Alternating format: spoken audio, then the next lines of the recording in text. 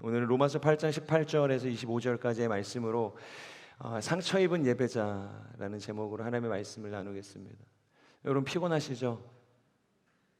모두가 피곤한 건 아닌 것 같은데요. 일부의 분들이 피곤한 것 같아요. 안식 의자잖아요. 굉장히 우리를 쉬게 해줄 수 있는 좋은 의자인 것 같아요. 저도 이렇게 앉아 있는데 오늘 예배가 너무 감동해서 계속 눈을 감고 찬양을 하는데 내가 찬양을 하고 있는 것인지 아니면 졸음과 싸움을 하고 있는 것인지 모를 정도로 피곤한 가운데 있는데, 여러분 끝날 때까지는 뭐라고요? 끝난 게 아니죠. 우리 한번 그렇게 외쳐봤으면 좋겠습니다. 끝날 때까지 끝난 게 아닙니다. 네, 마지막까지 하나님께서 우리에게 주시는 그 말씀 우리 영혼 가운데 새겨갈 수 있는 시간이 되기를 소망합니다. 이 하버드 경영대학원의 교수이신 이 클레이튼 크리스텐슨이 자신의 저서였던 당신의 인생을 어떻게 평가할 것인가 라는 책의 포문을 한 가지 놀라운 사건으로 시작하게 됩니다. 그는 하버드 경영대학원 이 동창회에서 이 5년마다 나타나는 특이한 이 변화를 목격했다고 합니다. 먼저 이 5회 동창회에서는 굉장히 성공한 자신의 동창들이 속속 나타났다는 거예요. 그 중에 많은 동창들이 맥킨지나 골드만삭스 같은 유수한 회사에서 고속 승진을 했고 정말로 중요한 부처와 자리를 꿰차고 있는 것을 이제 보게 된 것이죠. 그렇게 크리스텐스는 부러운 눈으로 그들을 바라보게 되었고, 저 사람의 인생은 정말로 행복하겠지, 보람 되겠지, 모든 것이 만족스럽겠지, 그런 생각을 했다는 거예요. 그런데 10회 이 동창회에서 예상하지 못한 패턴이 눈에 들어오게 되었다는 것이죠. 이 보고 싶었던 얼굴들이 보이지 않게 되었다는 거예요. 하지만 나중에 개인적으로 전화를 하기도 했고 이 많은 사람들의 입을 통해서 이제 알게 되었습니다. 왜 그들이 이 10회 동창회에 나올 수 없게 되었는지. 이 성공의 이면에 일에 대한 불만족이 그들 가운데 있었다는 거예요. 이 성공의 이면에 그들의 인생 가운데 우리가 알지 못했던 실패와 절망이 있었다는 것이죠. 이 불행한 결혼 생활과 이혼의 아픔들도 있었다는 거예요. 그때만 해도 이 크리스텐스는 이러한 현상을 누구나 겪는 일시적인 현상일 거라고 생각을 했어요. 잠시 고난이 있겠지, 그리고 그들이 그것을 딛고 다시 성공의 자리로 돌아갈 수 있겠지라고 생각을 했어요. 하지만 그것은 철저히 오산이었다는 거예요. 25회를 지나 이 30회 동창회로 가면서 상황은 진정되기는커녕 더 심한 악순환의 고리를 만들어내게 되었다는 거예요. 이 많은 동창들이 불만족에 시달리고 가정에 깨지고 심지어 범죄를 저지르기까지 했다는 것이죠. 그 중에 한 명인 이 앨론의 전 CEO였던 제프리 스킬링은 스캔들에 연루되어서 감옥에 가기까지 했다는 것이죠. 도대체 이것이 어찌된 일인가? 그들은 자신의 인생에 있어서 단 한 번도 실패라는 선택지를 생각해 본 적이 없고 그것을 계획한 적이 없었다는 거예요. 겉으로만 본다면 그들은 세계 경제를 주무르는 사람들이었고 모든 것이 만족하고 모든 것을 할 수 있는 사람들이라고 생각했다는 것이죠. 하지만 표면 아래 보이지 않는 것, 그들의 그 내면 가운데에는 문제가 골물대로 골마져 가고 있었다는 거예요. 그래서 마침내 크리스텐스는 궁극적인 질문을 던지기 시작했습니다. 바로 당신의 인생을 어떻게 평가할 것인가? 우리의 인생은 무엇으로 평가되어질 수 있는 것일까? 안타깝게도 많은 이 시대를 살아가고 있는 청년들이 이 크리스텐슨의 이 동창들처럼 이 조직의 사다리를 얼마나 빠르게 타고 올라가느냐, 그것에 인생의 승리와 성패가 달려있다라고 생각하기도 한다는 것이죠. 하지만 높은 연봉과 이 직함이 결코 우리가 원하는 진정한 행복을 줄 수 없다는 거예요. 여러분은 어떻게 생각하세요? 물론 여기서 내라고 하는 사람은 없겠죠? 그런 용기를 가지신 분은 아마 없을 거예요. 신앙도 좋지만 나는 그것이 성공으로 가는 가장 빠른 지름길이라고 생각한다 하시는 분이 있다면 손을 드세요. 상품이 많이 남았거든요. 여러분들의 드릴 수 있는 선물들이 굉장히 많이 남아있어요. 저희가 캠프파인더 1등상을 7명으로 조직을 했는데 5명이 한조가 되는 놀라운 일이 있었어요. 그래서 7개를 준비했는데 2개가 남았습니다. 손을 들어서 용기를 외치실 수 있는 분이 있다면 드리도록 하겠습니다. 없죠. 하나님 안에서, 하나님의 부르심 안에서 우리의 삶은 어떤 모습으로 세워지고 있고 어떻게 또 세워지기를 원하고 나는 어떠한 모습으로 그 세워짐 가운데 준비하고 있는가? 이 세상이 추구하고 있는 것처럼, 이 크리스텐슨이 이야기하고 있는 것처럼 여러분 우리는 엘리트 신앙을 추구하고 있나요? 고상한 신앙, 부유한 신앙, 결핍이 없는 만족함만 누릴 수 있는 신앙을 꿈꾸고 계세요? 오늘 우리가 함께 나눌 이 본문은 바로 그런 하나님의 부르심 앞에서 성도들이 가져야 할 태도는 무엇인가, 하나님의 부르심 앞에서 우리가 꿈꿔야 할 실제는 무엇인가, 현재는 무엇인가에 대해서 조명하고 있습니다. 저희는 지난 시간에 이 그리스도 안에 있는 자들에게 결코 무엇이 없다고 했죠. 지난 시간에 제가 설교를 하지 않아서 기억이 나지 않으세요? 지지난주에 제가 설교를 했을 때 8장 초반부에 그리스도 예수 안에 있는 자들에게는 결코 정죄함이 없다 이야기를 했죠. 왜냐하면 우리의 신분이 죄인된 종의 형상, 종의 신분을 넘어서서 하나님의 자녀가 되었기 때문에, 하나님의 거룩한 자녀됨을 회복했기 때문에, 그래서 우리는 심지어 하나님 아버지를 향해서 아버지를 넘어서서 그분을 아버지라고 부를 수 있는 깊은 영적인 친밀함 가운데로 들어갈 수 있게 되었다라고 이야기를 했죠. 자, 그런데 그런 자녀에게 친밀함도 주어지지만, 하나님의 깊은 사귐을 누릴 수 있는 특혜가 주어지지만 무엇이 뒤따르게 된다? 함께 짊어져야 할 책임도 반드시 부여가 된다. 그것이 바로 로마서 8장 17절의 내용이었죠. 우리 함께 읽어보도록 하겠습니다. 시작. 우리가 자녀이면 또한 상속자입니다. 우리가 그리스도와 함께 영광을 받기 위해 그분과 더불어 고난을 받으면 우리는 하나님의 상속자요 그리스도와 함께 상속자가 됩니다. 이 하나님의 자녀라는 정말로 우리가 말도 안 되는 영광을 얻게 되었지만, 그 영광은 우리 그리스도가 걸어가신 그 고난에 반드시 참여할 것에 대해서 이야기하고 있다는 것이에요. 그 영광만 누리는 삶을 벗어나서 넘어서서 그리스도의 고난에까지 우리가 참여하기를 요청하신다. 그것이 자녀의 삶이라는 것이죠. 그런데 오늘 바로 이어지는 이 본문에서 뭐라고 이야기하고 있는가? 우리 18절의 말씀을 함께 읽겠습니다. 시작. 현재의 고난은 앞으로 우리에게 나타날 영광과 좋게 비교할 수 없다고 생각합니다. 분명히 고난이 크지만 이 고난이 우리가 받게 될 영광에 비하면 아무것도 아니다. 사도 바울이 지금 18절에서 그런 이야기를 하고 있는 것이에요. 하지만 뒤집어 보면 이것을 17절과 연결해서 우리가 생각을 해보면 어떤 의미인가? 이 고난 때문에 하나님의 부르심 가운데에서 자녀로 부르심을 받았지만 떨어져 나가는 사람들이 너무 많다는 거예요. 영광이 주어질 것을 우리가 알고 있지만 그 영광을 바라보고 소망하기보다 현재의 고난을 주목하니까 너무 어려운 거예요. 마음에 낙심이 되는 거예요. 못 참겠는 거예요. 자리를 박차고 교회를 떠나는 거예요. 신앙의 자리를 이탈하는 거예요. 하나님께서 나를 부르셨다는 그 부르심에 대해서 동의를 하지만 끝까지 그 부르심을 향해 걸어 나아갈 용기가 나에게 없다는 거예요. 하지만 그런데 사도 바울은 우리에게 그렇게 이야기하는 거예요. 사실이다. 고난이 맞다. 하지만 우리가 고난에 주목해서 되겠냐?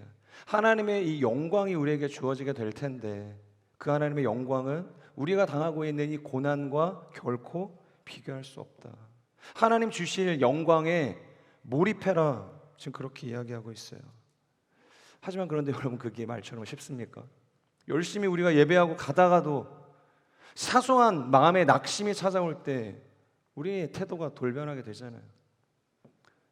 선한 말을 쏟아내다가도 불평과 불만과 저주와 시기와 원망 섞인 말들을 얼마나 많이 쏟아내요. 모르는 사람들에게만 그래요? 아니에요.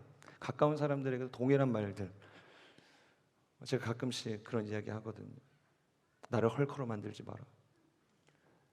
헐크로 변하게 될 때가 많아요. 내 마음에 찾아오는 이 분노, 이 절망, 예상치 못한 이 상황들, 한 사람의 어떤 비수와 같은 말. 여러분 상황이 나를 죽이는 것이 아니라 때로는 말이 사람을 죽인다고 이야기하죠. 사소하게 던진 그 말 한마디가 우리를 분노하게 만든다는 거예요. 여러분 고난에 대한 해석은 참으로 여러 가지예요. 그렇기 때문에 고난이라는 이 주제에 대한 케이스도 사람마다 다르다는 거예요. 나에게 고난이 이에게는 고난이 아닐 수 있어요. 하지만 그 사람에게는 또 다른 고난이 있는 거예요. 그러니까 너무나도 많은 고난들을 우리는 가지고 살아가는 것이죠. 여러분 한번 요나를 생각해 보세요. 우리는 그는 하찮게 생각을 하죠. 하나님의 명령에 불순종한 피노키오. 고기배에 3일간 머무르며 간신히 생명을 보존한 연약한 선지자. 하지만 한번 생각을 해보자는 거예요.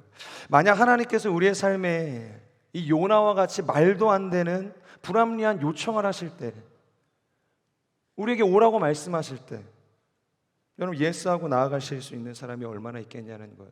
내가 생각하는 나의 최선, 이 부르심을 걸어가고 있는 나의 이 이성과 이해 가운데 내가 할 수 있는 이 최선과 하나님이 요청하시고 있는 그 최선과 부딪힐 때 여러분들은 어떠한 선택을 하냐는 거예요. 나의 최선을 내려놓고 하나님께서 부르시는 그 길이 하나님의 최선이 맞지, 그것이 나의 최선이 되어야 하지, 그렇게 여러분 선택하면서 걸어가시겠어요? 그러기가 쉽지 않다는 거예요. 요나가 평생을 하나님의 율법 안에서 신앙의 정통을 지키며 살아갈 수 있었던 힘은 무엇이냐면 이 불합리한 상황 가운데 신음하는 민족의 나팔수로 그들을 다시금 하나님께로 돌이키는 그 메신저의 역할을 하기 위해서였다는 거예요. 자신의 민족을 위협하고 강탈하고 심지어 지배하고 있는 그 아수르를 구원하기 위한 도구로 사용될 거라고는 꿈에도 생각하지 못했다는 거예요. 그래서 하나님의 모든 명령이, 부르심이 불합리하다고 생각을 했던 거예요. 여러분, 이곳에 있는 모든 사람들에게 하나님이 오늘 니느웨로 떠나라고 이야기하면 니느웨로 갈 수 있는 사람 아무도 없어요. 그럴 수 있는 사람은 없다는 거예요. 현실적이지 않기 때문에, 내 삶의 모든 시간들을 다 부정해야만 했기 때문에, 하나님의 부르심이라고 생각했던 그 모든 나의 생각을 내려놔야만 하는 결단이기 때문에 그렇게 선택할 수 없다는 거예요. 이 사도 바울과 함께 선교 여행의 초석을 다졌던 데마라는 사람이 있어요. 여러분 데마 아세요? 성경에 공식적으로 딱 한 번 등장해요. 디모데후서 4장을 보면 이렇게 이야기해요. 좋은 이야기도 아닙니다. 그가 세상을 사랑해서 바울 자신을 버리고 떠났다. 데마라는 사람이 있었어요. 근데 선교 여행을 하다가 세상을 너무 사랑하게 된 거예요. 그래서 떠났어요. 이 한 줄만 놓고 보면 데마라는 인생이 얼마나 하찮아요. 배신하고 떠난 사람이잖아요. 배신자. 근데 정말로 그럴까요? 우리가 좀 더 깊게 생각을 해보면 이 사도 바울의 선교 여행의 흐름을 생각해 보면 데마는 정말로 하나님을 사랑했던 사람이라고 우리는 해석할 수 있습니다. 그래서 바울과 함께 험한 산지를 넘으면서 죽음의 위험마저 불사하고 교회를 개척했던 사람이 데마였어요. 여러분, 바울이 우리가 생각하는 것처럼 당시에 위대한 사도는 아니었죠. 가는 곳마다 사도권에 대한 변호를 하지 않으면 그의 사역이 이루어지지 않았어요. 성령의 역사와 능력이 나타나지 않으면 자신이 사도라고 어디에서 명함도 내밀지 못하는 거예요. 가는 곳마다 분쟁이 일어나요. 다른 것 때문에요? 아니요, 사도 바울이라는 존재 자체 때문에. 그런데 그 사람을 팔로우업하는 게 얼마나 힘들어요. 그 사람을 탑리더로 꼽아서 선교 여행을 떠나는 게 얼마나 힘들어요. 지금처럼 길이 잘 나 있겠어요? 그렇지도 않죠. 가는 곳마다 험한 산지예요. 쉬운 곳을 또 선교지로 선택하지도 않아요. 이방 땅, 한 번도 가보지 못했던 민족을 향해서 선교하기 위해서 나아가겠다고 사도 바울이 몸부림치고 있어요. 그런 리더 만나면 피곤하잖아요. 콜링 시즌인데요. 제가 내년에 하나님께서 수련에 너무 큰 은혜를 주셨어요.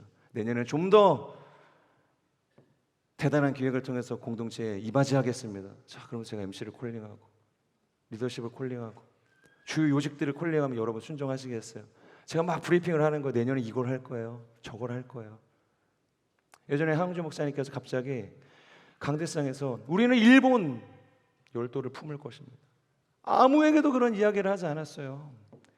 한 번도 논의되어졌던 적이 없었던 내용이었어요. 여러분, 일본 가서 선교하는 게 얼마나 힘든 일이에요?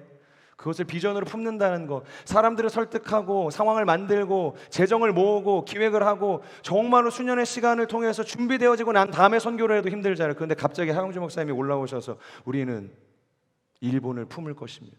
그렇게 이야기하면 밑에 있는 팔로워들이 따라갈 수 있겠어요? 왜 저 목사님은 올라갈 때마다 자꾸 비전을 선포하시지? 힘든 거예요.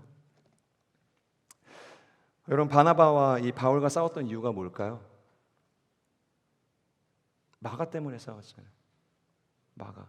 이 바나바와 사실 이 바울은 문제가 없었어요. 신앙적으로, 선교적으로. 그런데 이 바나바가 사랑하고 아꼈던 이 마가라는 사람 때문에 힘들었던 거예요. 그러니까 선교 여행이 너무 빡센 거죠.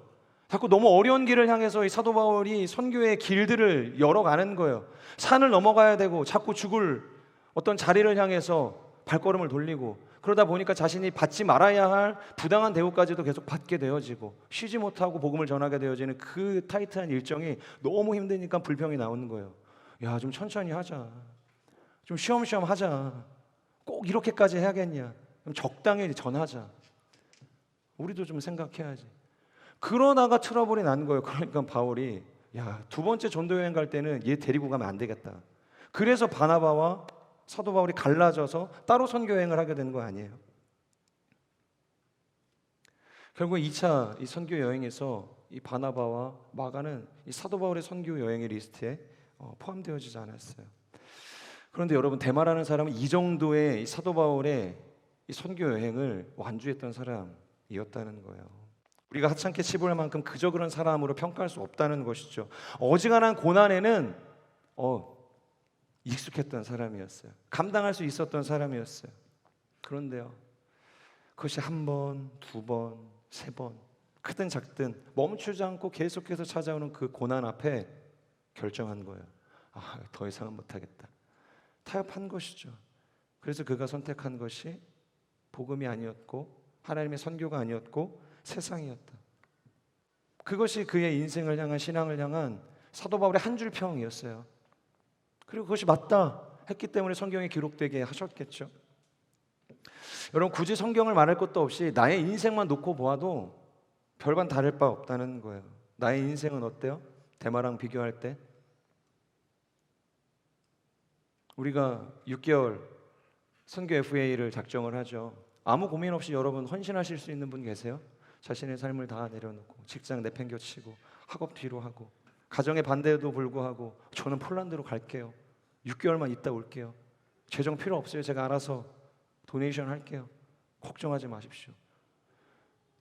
모든 게 다 준비돼도 사실 가기 힘든 게 선교 아닙니까? 우리는 사실 이 데마라는 사람과 비빌 수 없는 사람이었어요. 얼마나 많은 사람들이 이와 같은 고난의 문제 앞에서 하나님의 부르심으로부터 멀어져 가고 있습니까? 얼마나 많은 사람들이 고난의 문제 앞에서 하나님보다 세상을 선택해서 나아가고 있냐는 거예요. 고난이 소망을 압도하기 시작할 때 우리는 원치 않는 결정을 하게 되는 거예요. 그것이 무엇이냐면 부르심 앞에서 절망하게 되어진다는 거예요. 고난에 압도되어지면 소망이 아니라 절망하게 되어진다는 거예요. 보통 우리가 이런 상황에 처하게 될 때 누구도 그렇게 생각하지 않겠지만 스스로에게 면죄부를 주기 위해서 이런 생각들을 많이 하실 거예요. 생각해보니까 하나님께서 잘못 부르신 것 같다. 나 아닌데 하나님께서 쟤 불렀는데 내가 지금 괜히 지금 이 길 가고 있는 것 같다. 두 번째는 이런 분들도 계세요. 그때는 맞는 것 같았는데 지금은 아닌 것 같다. 내가 잘못 들은 것 같다. 여러분 어때요? 하나님께서 잘못 부르시는 거예요? 아니면 내가 잘못 들었을까요? 물론 그런 경우도 있지만 대부분의 사람들은 세 번째 케이스예요. 뭐냐면 하나님께서 부르신 것도 맞아요. 그리고 내가 그것을 철석같이 잘 들은 것도 맞아요. 그런데 고난 때문에 힘들어서 중도 포기한 거예요. 대부분의 사람들이 이 세 번째 케이스에 포함이 되어진다는 거예요. 여러분, 가시거리라는 말이 있죠. 가시거리. 이 평균 정도의 시력을 가진 사람의 눈이 매우 멀리 있는 곳까지 볼 수 있다는 거예요. 그러니까 가시거리가 굉장히 멀다는 것이죠. 하지만 그것이 굉장히 비교적 정확하다는 거예요. 그래서 어떠한 기상청 일기예보를 작성하는 기본적인 통계로도 사용되어질 수 있을 만큼 훌륭하다라는 거예요. 우리의 눈이 그렇게 대단한 기능을 한다는 것이죠. 그런데요, 이런 위대한 인간의 시력에도 불구하고 기상 관측을 할 때면 결코 시력에 의존하지 않는다는 거예요.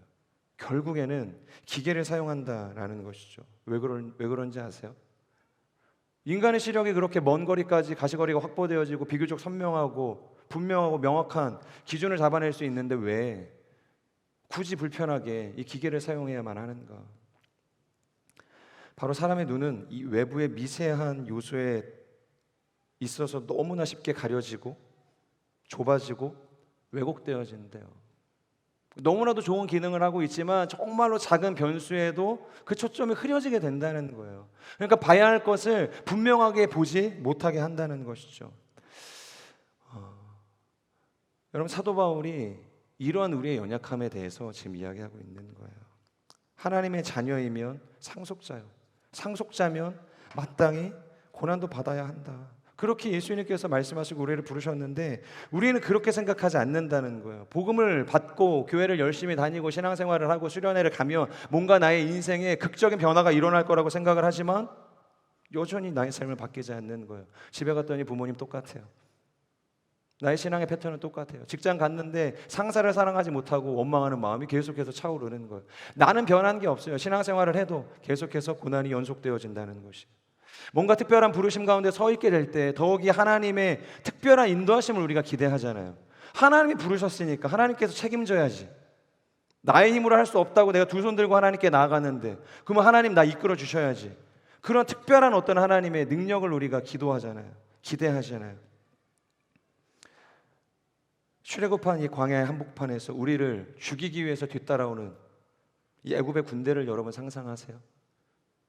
안 하겠다고 안 하겠다고. 모세가 가겠다고 하는 거 아니잖아요. 저 못해요. 안 해요. 아론 보내세요. 근데 하나님이 내가 선택한 사람은 너다. 연약할지라도 내가 선택한 사람은 너다. 그래서 모세를 세우셔서 결국에 이스라엘 민족 데리고 출애굽시키셨잖아요. 그러면 그냥 평탄하게 이 가나안 땅으로 도달하면 참 좋은데 나가자마자 이 애굽 바로의 마음이 변해서 그들을 추격하기 시작하잖아요. 죽이기 위해서 전차를 이끌고 달려가기 시작하잖아요. 그것이 우리의 인생과 다르지 않다는 것이에요. 권호희 목사님, 어제 저녁 강사님이세요. 그분의 기구한 인생의 드라마를 저희가 굉장히 긴 시간 동안 들었잖아요.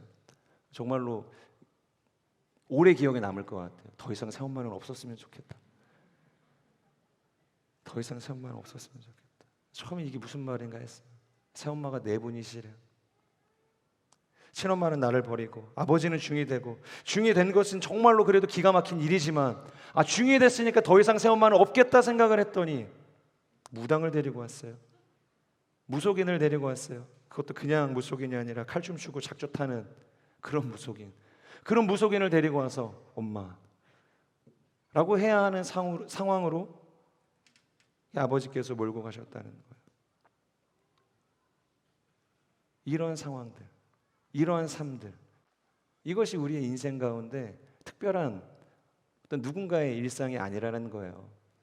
케이스가 다르겠지만 다 동일한 상황 가운데서 우리는 살아가고 있죠. 그래서 사도 바울이 권면하고 있는 거예요. 23절 우리 함께 읽겠습니다. 시작. 그뿐 아니라 또한 성령의 첫 열매를 가진 우리조차도 속으로 탄식하며 양자됨 곧 우리 몸의 구속을 기다리고 있습니다. 성령의 첫 열매로 하나님의 자녀가 된 우리 역시도 무엇을 한다? 무엇을 한대요?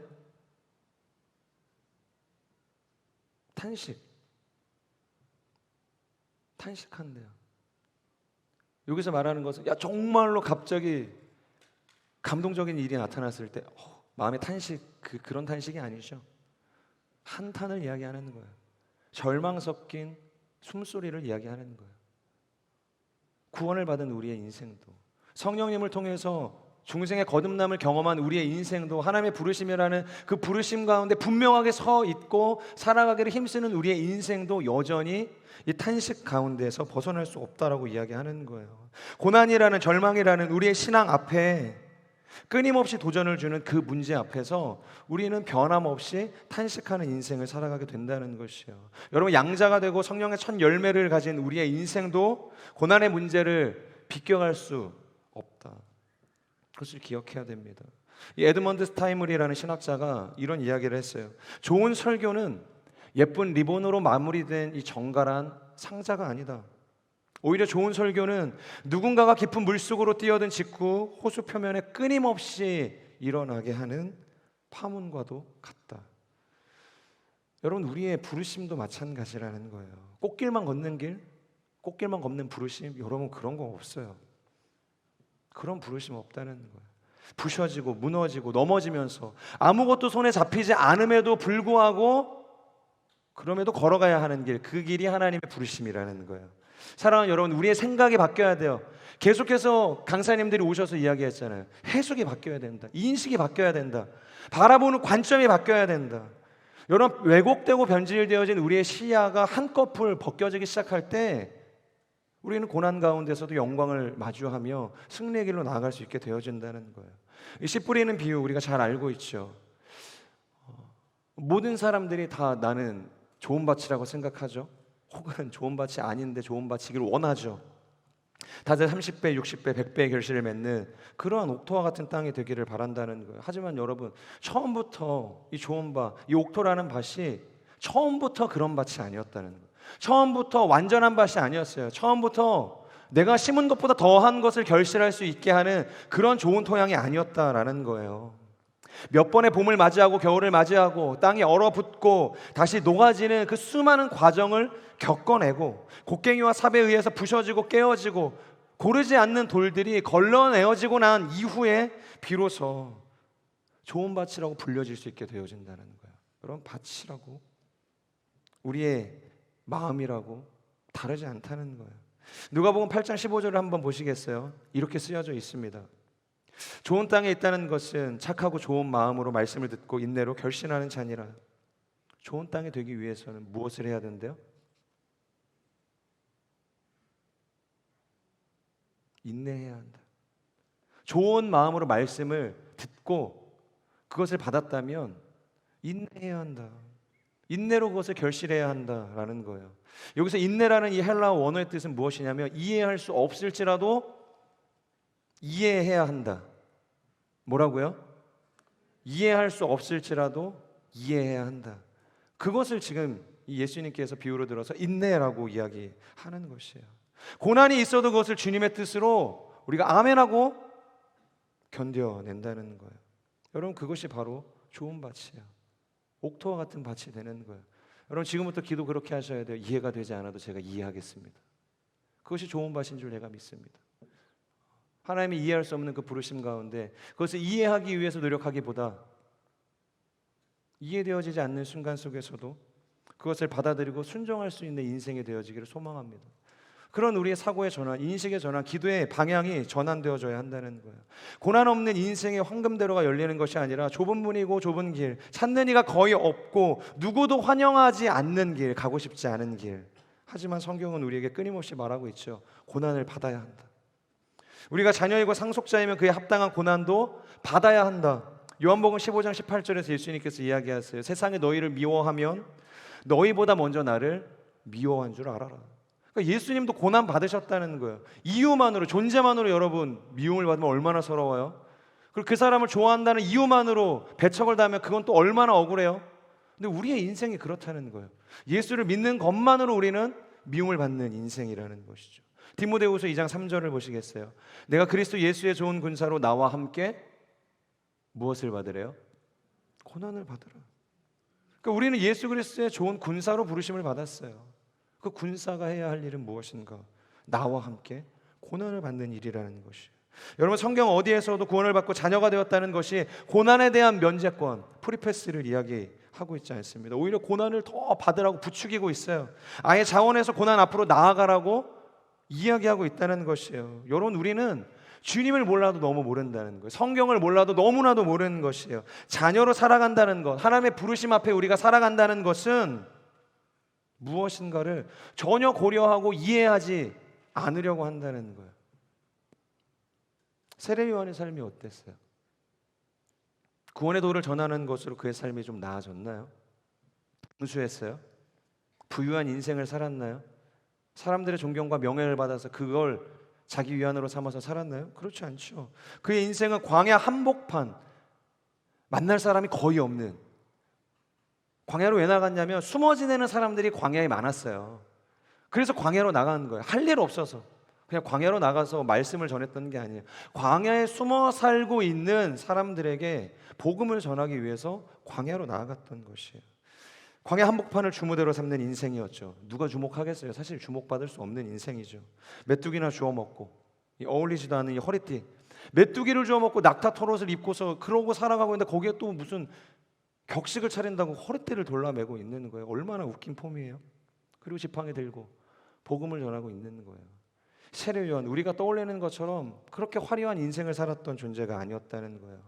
유대교 역사가들은 그가 먹었던 이 메뚜기라는 표현은 사실 쥐엄 열매라고 이야기를 하고 있습니다. 쥐엄 열매. 여러분, 우리가 탕자의 이야기를 통해서 잘 알고 있죠. 인생에서 다시는 기억하고 싶지 않을 가장 밑바닥, 실패와 수치를 떠올리게 하는 것, 그것이 쥐엄 열매 아니었어요? 부정한 동물이었던, 그래서 먹지도 않았던 이 돼지, 키우지도 않았어요. 그래서 이방인들에게 키우라고 내버려두었던 그 돼지들이나 먹는 사료가 죄업 열매였죠. 그런데 그것을 자신의 주식으로 삼았던 인생이 누구예요? 세례 요한이었다는 거예요. 자, 그러면 그의 결국은 좀 좋아야죠. 결국이 어땠어요? 화려한 미래가 열렸던가요? 아니죠. 철부지 헤로디아의 장난질에 이 헤롯이라는 당대 이 로마의 왕에 의해서 목이 잘려요. 그리고 쟁반위에 올려져서 사람들의 조롱거리가 되었죠. 정말로 비참한 죽음을 당했던 것, 그것이 세례 요한의 결말이었어요. 여러분 혹시 유석경 전도사님이라는 분을 아세요? 그런 분이 계세요. 지금은 돌아가셨는데요. 12살 때 예수님을 만나고 거리에 다니는 사람들을 보면서 눈물을 흘린 소녀셨습니다. 그런 불신자를 보면서 12살 이 어린 나이에 야, 내가 저 사람들에게 복음을 전해야겠다. 평생 저런 불신자들을 예수께로 돌이키는 하나님의 등불이 돼야 되겠다. 그렇게 다짐을 하고 평생을 하나님 앞에 올려드렸던 여인이 있습니다. 그런데 얼마 지나지 않아서요, 신학교에서 공부하고 있던 중에 어린물을 이 두통에 시달리게 돼요. 약을 먹고 참고 견뎌도 이 두통이 사라지지 않는 거예요. 너무 오래가는 것이 이상해서 병원에 갔더니 의사가 이야기하는 거죠. 야, 너무 늦게 오셨습니다. 너무 늦게 오셨어요. 직자간 말기십니다. 당장 수술을 해도 이 앞으로의 삶이 최대 1년을 넘어갈 수 없다. 그것은 수술을 해도 1년을 넘어가지 못한다는 거예요. 그런 시한부 선고를 받게 되었어요. 나이가 들어서도 아니에요. 이제 뭔가 하나님 앞에서 해봐야지 준비하기 위해서 신학교를 간 그 젊은 나이에 이런 시한부 선고를 받게 된 거예요. 그래서 많은 사람들이 그 유석경 전도사님께 물어보았대요. 야, 하나님 원망스럽지 않냐? 너 이렇게 죽이시려고 너 복음 전도자로 부르셨냐? 사람들이 조롱하는 거죠. 그리고 묻는 거죠. 내가 봐도 네 인생이 이렇게 기고한데 네 마음은 어떻겠냐? 차라리 널 위해서라도 살았으면 억울하지도 않지. 그런데 그분이 그렇게 이야기하세요. 저는 한 번도 하나님을 원망한 적이 없습니다. 그리고 왜라는 질문도 하나님께 한 번도 한 적이 없습니다. 여러분, 그분의 마지막 설교 제목이 무엇인지 아세요? 죽기 전 마지막으로 했던 설교의 제목이 고난 중에 기뻐하라였습니다. 여러분, 누구나 다 말할 수 있는 말이에요. 고난 중에 기뻐하라. 지금도 제가 이야기하고 있잖아요. 고난이 없을 때 고난 중에 기뻐하라는 말은 누구나 다 할 수 있는 말이라는 거예요. 누구나 쉽게 이야기할 수 있는 말이라는 거죠. 하지만 내가 고난을 당하고 있는데 여러분, 고난 중에 기뻐해야 한다라는 자기 고백이 쉬워요? 쉽지 않죠. 고난을 겪지 않는 사람들에게 고난 중에 기뻐하십시오는 참 쉬운 말이에요. 그런데 직장한 말기 가운데에서 오늘 내일 하는 사람한테 가서 목사랍시고 그렇게 이야기할 수 있겠어요? 성도님, 고난 중에 기뻐하라고 말씀하시는데 기뻐하십시오, 이런 말 할 수 없는 거예요. 그런 말 할 수 없다는 것이죠.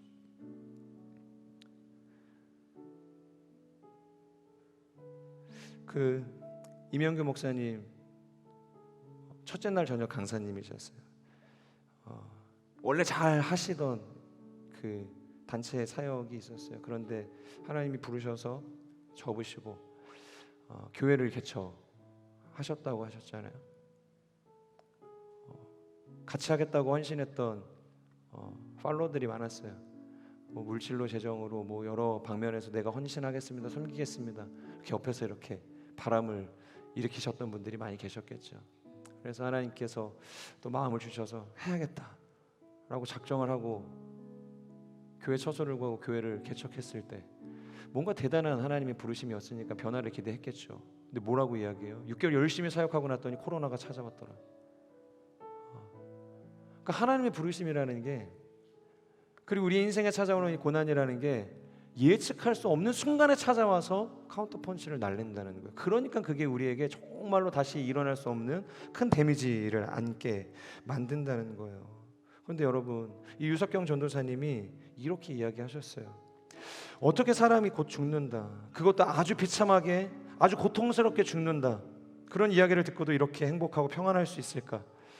자기 스스로도 감탄스럽더래요. 야, 내가 왜 이러지? 내가 왜 이렇게 평안하지? 이 절망 중에 하나님이 주시는 이 평강은 무엇인지, 그러면서 하나님 앞에 기도하고 고민하고 결론을 내렸대요. 저는 죽음에 대한 두려움이 전혀 없습니다. 왜냐하면 이제 저는 죽게 되었지만, 육신의 고통은 있지만 이제 죽어서 나를 위해 죽어주신 예수님을 드디어 만나게 되고 또 그분과 영원히 함께 살게 될 것이기 때문에 저는 절망하지 않습니다. 오히려 기대와 흥분으로 가득합니다. 힘들어도 예수 그리스도 때문에 기쁘고, 힘들어도 예수 그리스도 때문에 행복하고, 힘들어도 예수 그리스도 때문에 감사합니다. 이것이 그분의 인생의 마지막 설교에 담긴 고백이었어요. 이것이 어떻게 가능한가? 그분이 딱 한 글자로 이야기하셨어요. 뭘 것 같으세요? 답을 말씀해드렸잖아요. 예수 그리스도. 그것을 다른 말로 이야기하면 복음이라는 거예요. 내가 복음을 받았기 때문에, 복음의 부르심을 받은 자이기 때문에 이해되어지지 않는 순간 속에서도 그 복음 때문에 이해되어지는 거예요. 모든 것을 받아들일 수 있게 되어지는 거예요. 이 부르심을 포기하지 않고 달려갈 수 있게 되어지는 거예요. 그래서 사도 바울이 오늘 이 부르심의 결론을 이렇게 맺고 있는 거예요. 24절, 25절을 우리 함께 읽겠습니다. 시작. 이는 우리가 이 소망 가운데 구원을 받았기 때문입니다. 그러나 눈에 보이는 소망은 소망이 아닙니다. 보이는 것을 누가 소망하겠습니까? 만일 우리가 보지 못하는 것을 소망한다면 참고 기다려야 합니다. 사랑하는 여러분, 우리에게는 분명한 소망이 있기 때문에, 비록 그것이 보이지 않기 때문에, 보이지 않지만 존재하는 것을 우리가 확신 가운데 알고 있기 때문에 참고 기다리는 거예요. 죽음은 두려운 것이죠. 힘들고 견디기 어려운 것입니다. 누구도 맞이하고 싶지 않는 마지막 순간인 거예요. 여러분, 두려워하지 말라는 것이 아닙니다. 고난 가운데 슬퍼하지 말라는 것이 아니에요. 무너지는 마음을 억지로 다잡아서 일어나라고 이야기하는 것이 아닙니다. 하지만 그 두려운 가운데에서도 소망의 끈을 놓지 말라고 이야기하는 거예요. 언젠가는 하나님께서 이 고난을 끝내주시겠지. 왜냐하면 우리의 결국은 구원이기 때문에, 믿음의 결국은 곧 구원이기 때문에 우리는 그 구원의 소망을 바라기 때문에 참고 기다릴 수 있는 거예요. 여러분, 오징어 게임이 히트친 이유가 뭐예요? 시나리오가 대단해요. 사실 저는 잘 모르겠어요. 이거 너무 쉬운 얘기였고 뻔한 스토리였고, 제가 볼 때는 해외에서 만드는 흥행하는 그 드라마에 비해서 그렇게 스케일이 큰 영화 같지도 않아요. 근데 왜 그렇게 히트를 쳤을까? 그 내용이 그렇잖아요. 처음엔 사람들이 다 주저했죠. 어떻게든 살아서 그것을 벗어나려고 했죠. 팀을 모아서 팀플레이를 하면 벗어날 수 있을 줄 알았어요. 그런데 욕심에 사로잡힌 사람들이 하나씩 둘씩 양심을 내려놓기 시작하는 거예요. 이 도덕적인 선택들을 내려놓기 시작하는 거예요. 다 무너지는 거죠. 그러니까 상황 판단이 안 되는 거예요. 사람을 한 명 죽일 때마다 돈이 쌓이기 시작해요. 그걸 보니까 야, 이거 할만하겠다. 여기에 있는 이 사람들 조금만 죽이면은 내가 저 돈 다 가질 수 있겠는데, 내 인생 내 팔자 확 피겠는데, 그런 생각을 하는 거죠. 그럼 그것이 우리의 인생에 민낯을 보여주기 때문에 그것에 클릭이 되어서 사람들이 열광하지 않았나라는 생각이 돼요. 그것이 우리의 모습이기 때문에, 누군가의 모습이 아니라 나의 모습이기 때문에 사람들이 그것에 대리만족을 느꼈던 것 같아요. 극단적인 비유 같지만 이것은 우리의 신앙의 원리에도 동일하게 적용이 된다는 거예요. 고난에 비할 수 없는 장차받은 영광이 우리 가운데 있기 때문에, 여러분, 우리는 거침없이 무엇이든 할 수 있는 것 아니에요? 사도행전 28장 마지막에 어떻게 끝나요? 사도들이 거침없이 날마다 복음을 증거했다. 그러니까 거칠 것이 없었던 거예요. 로마의 포로로 잡혀왔던 그 순간 속에서도 사도 바울은 거칠 것이 없었어요. 죄인의 신분이었지만 하나님의 복음을 위해서라면 거칠 것이 없던 사람, 포기할 수 없던 사람, 그것이 사도 바울이었다는 것이에요. 그 어떤 가치로도 그 하나님의 영광과 맞바꾸는 선택을 하지 않았다.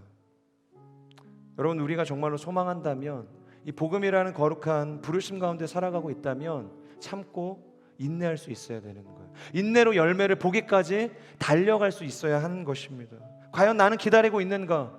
아니면 그 부르신 자리를 이탈하는 삶을 살아가고 있는가? 아니면 아예 이탈을 지금 하고 돌아갈 마음이 없는가? 유석경 전도사님이 남기신 당신은 하나님을 오해하고 있습니다 라는 책이 있어요. 우리 모두는 하나님을 오해하고 있대요. 그것이 복음이 아닌데, 그것이 부르심을 따라서 살아가는 사람의 인생이 아닌데 당신은 하나님을 오해하고 있습니다. 나는 하나님을 오해하며 살았습니다. 그래서 그런 책을 내시는 거예요. 하나님을 향한 오해를 벗겨내고 나의 인생은 탄식함으로 그 구원의 소망을 바라보며 기다리고 있는가. 비록 상처 입은 예배자일지라도 그 고귀한 신분을 우리가 포기하지 않고 그 구속의 몸을 입을 때까지 달려나아갈 믿음의 용기와 결단이 나에게 있는가. 우리 스스로를 돌아보면서 이 수련의 마지막 이 시간 우리의 마음을 하나님 앞에 좀 올려드렸으면 좋겠습니다. 이 부르심이라는 어떻게 보면 가벼운 주제일 수도 있고 무거운 주제일 수도 있습니다. 하지만 누구도 예외할 것 없이 하나님께서 허락하신 그 모든 생명이 맞춰지는 순간까지 우리는 이 부르심을 벗어나서 살 수 없다는 거예요. 나의 부르심은 무엇인지, 내가 걸어가야 할 부르심은 무엇인지, 이 시간 하나님 앞에 잠잠히 우리가 기도하면서 짧은 시간이지만 함께 기도하도록 하겠습니다. 하나님, 나의 부르심은 무엇입니까? 부르심이라고 생각하고 지금까지 달려왔는데 정말로 이것은 부르심은 맞습니까?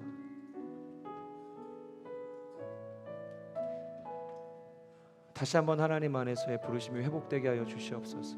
그리고 하나님이 아닌, 복음이 아닌 다른 그 어떤 것으로 이 부르심을 완성하기 위해서 채우려고 했던 나의 모든 시도들을 내려놓고 이 시간 거룩하신 예수 그리스도 그 복음의 가치만을 붙들고 나아갈 수 있는 하나님의 사람들이 되게 하여 주시옵소서. 좋은 말씀을 일단 내가 듣고 인내함으로 이해되어지지 않는 순간 속에서도 하나님을 신뢰하고 이해하고 순종하며 나아갈 수 있는, 그래서 좋은 열매를 이 땅 가운데 우리의 마음 가운데 거두어낼 수 있는 하나님의 사람들이 되게 하여 주시옵소서. 이렇게 우리 잠잠하게 함께 기도하며 나아가겠습니다. 신실하신 하나님, 하나님의 부르심 가운데 우리가 살아갑니다.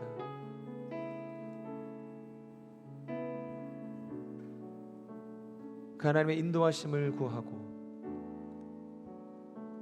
그 하나님의 선하심을 바라보며 오늘도 한 걸음 한 걸음 나아가는 인생 가운데 우리가 있습니다. 정말로 이 길이 하나님이 허락하신 길이 맞는지, 허락하신 길이 맞다면 왜 이리도 고난이 많고 기구한 인생처럼 살아갈 수밖에 없는가. 때로는 이 부르심에 대한 회의도 있고 하나님을 향한 원망도 있고 좌절하고 낭망하기도 하고, 포기했다 다시 부여잡았다, 포기했다 부여잡았다 하는 이 선택들을 반복하는 나의 연약함을 보게 됩니다. 하지만 하나님, 우리는 누가 뭐래도 하나님의 자녀이고 하나님의 부르심을 받은 하나님의 사람인 줄 우리가 믿습니다. 고난 앞에서도 예수 그리스도 때문에 우리가 행복해하고 기뻐하고 감사할 수 있는 하나님의 사람들이 될 수 있도록 우리를 인도하여 주시옵소서. 절망 중에도 오히려 큰 하나님의 영광 때문에 우리 간절히 더 깊이 소망할 수 있는 하나님의 사람들, 거룩한 제4의 공동체의 모든 예배자들이 될 수 있도록, 상처 입을지라도 예배자라는 이 거룩한 이 고귀한 하나님의 그 정체성을 포기하지 않고 믿음으로 달려갈 수 있는 우리 모두가 될 수 있도록 하나님 역사하여 주시옵소서. 여러분, 우리 믿음의 고백을 가지고 함께 이 찬양 불렀으면 좋겠습니다.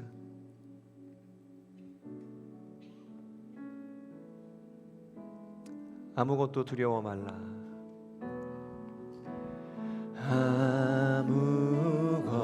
아무것도 두려워 말라.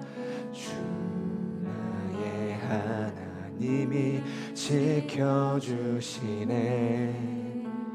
놀라지 말라, 겁내지 마라. 주님 나를 지켜주시네. 내 맘이 힘에 겨워, 내 맘이 힘에 겨워 지칠지라도 주님 나를 지켜주시네. 아멘. 세상의 험한 풍파 몰아친데도 주님 나를 지켜주시네.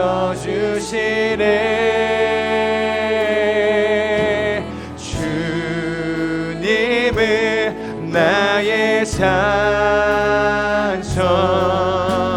주님은 나의 요새, 주님은 나의 소망, 나의 힘이 되신 여호와. 주님은 나의 산성, 주님은 나의 산성,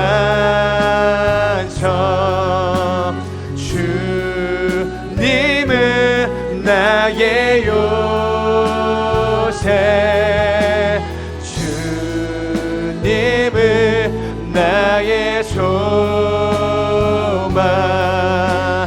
나의 힘이 되신 여. 한 번 더 선포합시다. 주님은 나의 소망,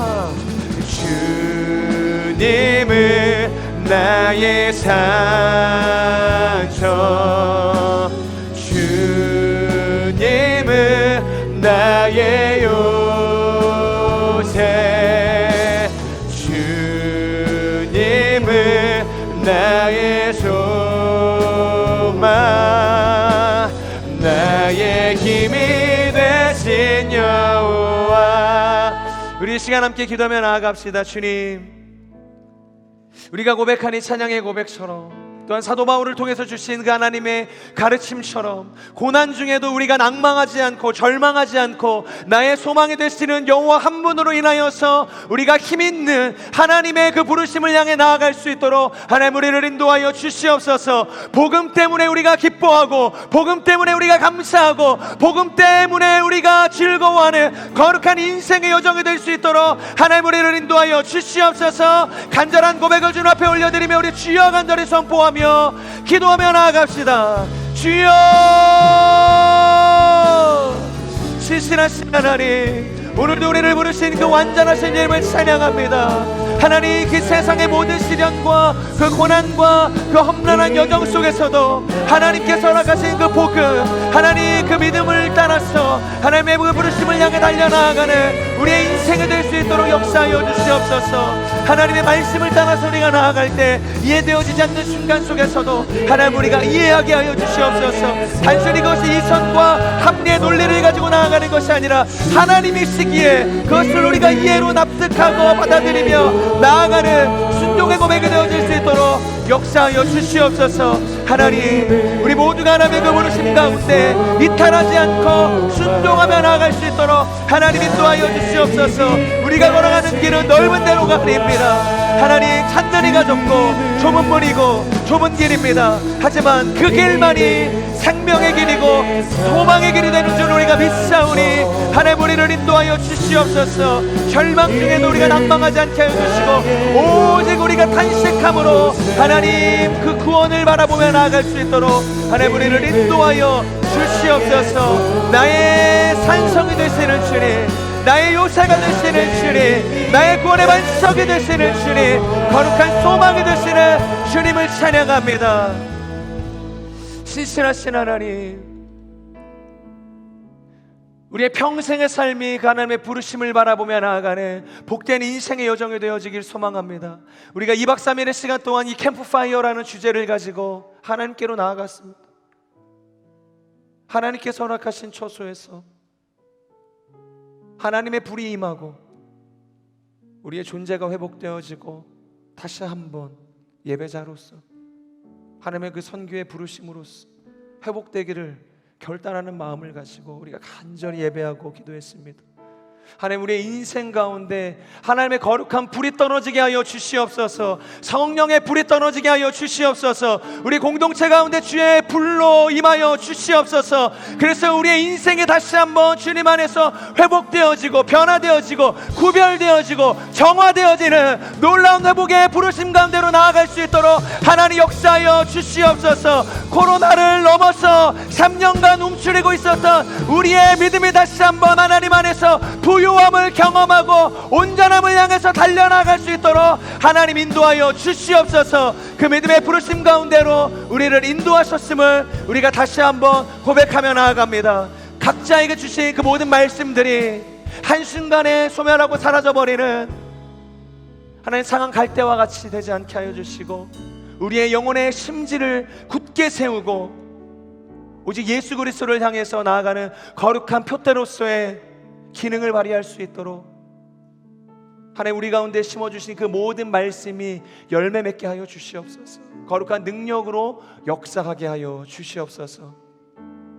2박 3일의 시간 동안 수고하고 헌신한 모든 하나님 지체들을 축복해 주시고 위로하여 주시고, 하나님이 주시는 그 쉼과 그 영혼의 회복함이 충만하기를 소망합니다. 우리가 무엇 때문에 이렇게 열심히 사역을 했는가? 단순히 우리가 이 3년의 시간을 지나서 사역 한번 해봐야지, 재정도 있고 상황도 있고 교회에서 하라고 하니까 그래서 만들어낸 사역이 아니라 정말로 우리가 하나님 앞에서 존재의 변화함을 얻기 위해서, 결단하기 위해서, 도약하기 위해서, 이 J4U가 다시 한번 하나님 안에서 새로워지기 위해서 우리의 마음을 드린 것입니다. 우리의 마음을 받으시고 앞으로 우리 공동체가 나아가는 모든 걸음 가운데 하나님의 사람들이 걸어가는 모든 그 인생의 여정 위에 하나님의 놀라운 은혜가 임하기를, 하나님의 놀라운 축복이 임하기를 우리가 간절히 소망합니다. 고난 중에도 우리가 하나님 허락하신 그 영광을 바라보며 낙심하지 않고 소망하는 복된 인생이 되어질 수 있도록 하나님 축복하여 주시옵소서. 이렇게 우리의 인생의 모든 순간을 주님 앞에 올려드립니다. 우리의 삶을 부르신 모든 그 부르심의 여정마저도 하나님 앞에 올려드리오니 하나님께서 우리를 받으시고 하나님 영광으로 하나님의 나라 가운데 사용하여 주시옵소서. 그렇게 함께 하실 주님을 찬양하오며 사랑하는 예수 그리스도의 이름으로 감사하며 기도합니다.